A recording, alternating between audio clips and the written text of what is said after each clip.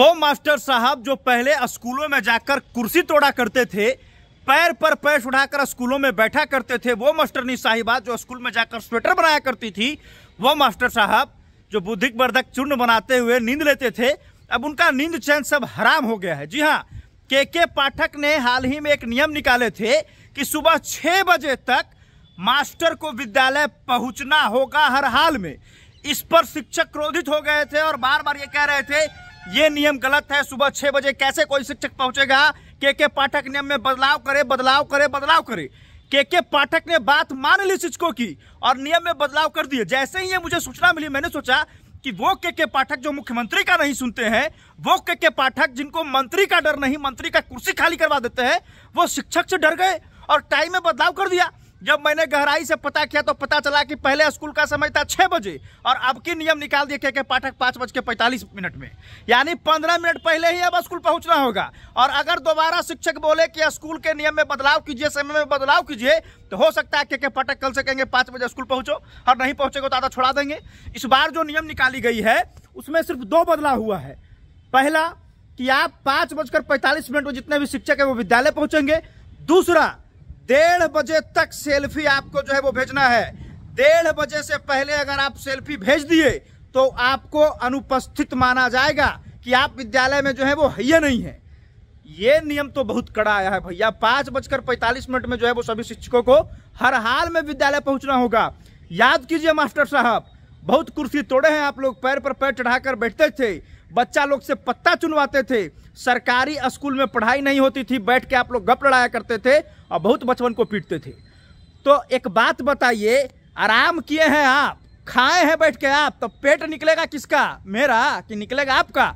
और पेट को अगर अंदर करना है तो एक्सरसाइज किसको करना पड़ेगा? हमको नहीं, आपको ही करना पड़ेगा।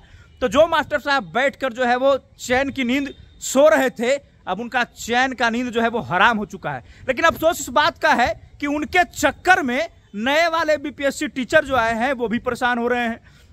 अब वो कह रहे हैं कि ऐसा कहीं नियम में नहीं है कि 5:45 में और भी स्कूल हमारे देश में है, लोग नहीं जा रहा है। भैया बिहार में ऐसे कहा हो रहा है, तो बिहार में शिक्षा में क्रांति आ रहा है। सुन लीजिए आप लोग, नए वाले जो बीपीएससी शिक्षक आए हैं, आप लोग थोड़ा सा साथ दीजिए, घबराइए नहीं, आप लोग थोड़ा सा साथ देंगे। बाकी ये जो जितने भी फर्जी टीचर भरे हुए हैं, जो काम चोर हैं, जो काम सही से नहीं करते हैं, उनको कहीं ना कहीं छोड़कर जो है वो विद्यालय भागना ही पड़ेगा, जो फर्जी शिक्षक है। लेकिन जो मेहनती हैं, जो काम करने वाले हैं, वो भाई क्यों भागेंगे? वो तो मेहनत से काम करेंगे।